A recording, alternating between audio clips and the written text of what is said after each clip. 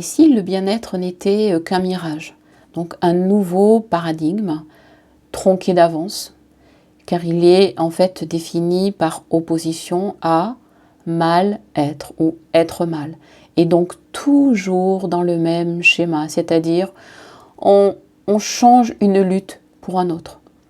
On change un combat par un autre. On change quelque chose qui manque par un truc à obtenir.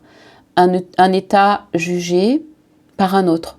Un état refusé par un état désiré. Et un état projeté comme étant meilleur, si bon, si plein de promesses, si mieux que tout, quoi. Mais tu as peut-être observé toi-même ou chez d'autres combien de personnes s'usent à remplir ces nouvelles règles, à remplir les cases. Se lever plus tôt, écrire le matin, méditer 1 heure, à 4 heures, à 5 heures du matin, et pourquoi pas à 2 heures du matin. Parler avec la grille de la communication non violente, et puis bien le faire, être toujours meilleur, faire attention à tout. Exercer un contrôle quasi permanent en fait sur eux, sur leur vie, mais aussi de fait sur les autres et sur leurs relations. Mais un contrôle qui n'est de fait ni la connaissance ni la maîtrise. Donc du coup, s'il n'y a pas la connaissance et la maîtrise et qu'il n'y a que du contrôle, il y a quelque chose qui est toujours dans la frustration. Alors oui, bien sûr, il nous faut être bienveillants avec nous, avec les autres. Nous avons évidemment à progresser, à évoluer, à apprendre, bien évidemment. C'est pas ce que j'essaie de dire. Ce que j'essaie de dire, c'est que quand on se définit comme pas assez ceci et comme pas assez cela, par opposition à quelque chose qu'on ne veut pas et en désirance de quelque chose que l'on souhaite, en fait, tu cours toujours après autre chose, un autre toi, un autre moi, un autre soi, qui n'est bien sûr pas le soi véritable, c'est encore qu'une illusion du soi, parce que c'est juste un moi qui croit qu'il va être mieux, mais c'est un moi qui pense depuis moi, donc en fait il est toujours moi, il est toujours l'identité, pas pleinement conscience, mais quelque chose qui se projette et qui s'enferme en fait, et qui tourne en boucle et qui tourne en boucle. Et vraiment le soi véritable qui est en fait libéré finalement du bien-être et du mal-être en fait, lui qui est déjà installé à la table de ta vie en fait, bah peut-être qu'à force de te voir refuser le mal-être et courir après le bien-être ou le bonheur, et ben peut-être que par moment, sûrement, il te fait des signes de la main et peut-être qu'il commence vraiment à s'ennuyer. Et peut-être que ta nature profonde, elle se languit de toi.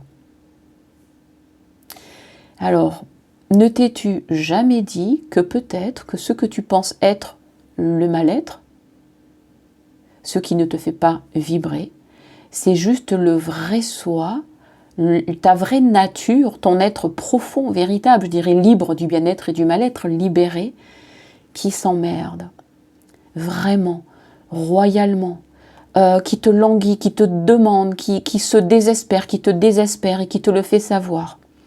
Alors oui, bien sûr, le soi, il ne peut pas s'ennuyer parce qu'il est au-delà de la nature humaine. Mais néanmoins, il peut s'approcher et prendre un aspect pour te faire savoir et comprendre que ben là, peut-être que tu tournes en rond et qu'il faut te libérer effectivement de la souffrance, mais aussi du bonheur. Et peut-être que c'est ça la clé. Et peut-être qu'on peut envisager que nos chagrins sont l'appel du meilleur. Et qu'il n'y a pas plus à avoir le bien-être que le mal-être, mais juste l'état d'être, et l'état d'être humain dans son humanité. Et il me semble que si nous nous mettons à l'écoute, au lieu, donc à l'écoute, ça veut dire en observation, en acceptation, en accueil, au lieu de vouloir nous changer en mieux, peut-être qu'alors la nature profonde va vraiment se révéler et elle va nous laisser être et elle va, je dirais, nous laisser en paix et nous laisser juste vivre.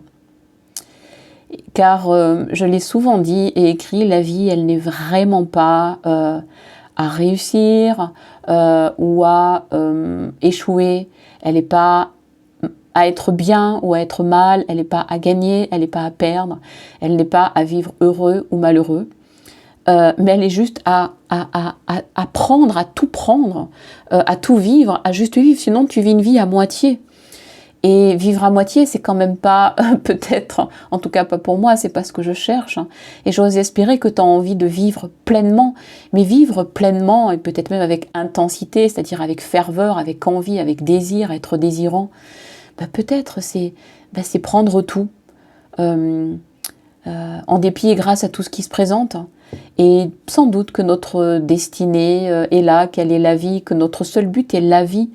Et qu'il n'y a pas de grande mission, il n'y a rien d'autre, peut-être pour mission si tu aimes ce mot, il n'y a rien d'autre qu'à prendre la totalité de la vie, à être la vie dans sa totalité et à être la vie une et multiple. Et donc oui, à être vivant, vraiment vivant, et à être la vie, complet, complètement, totalement vivant, vivant.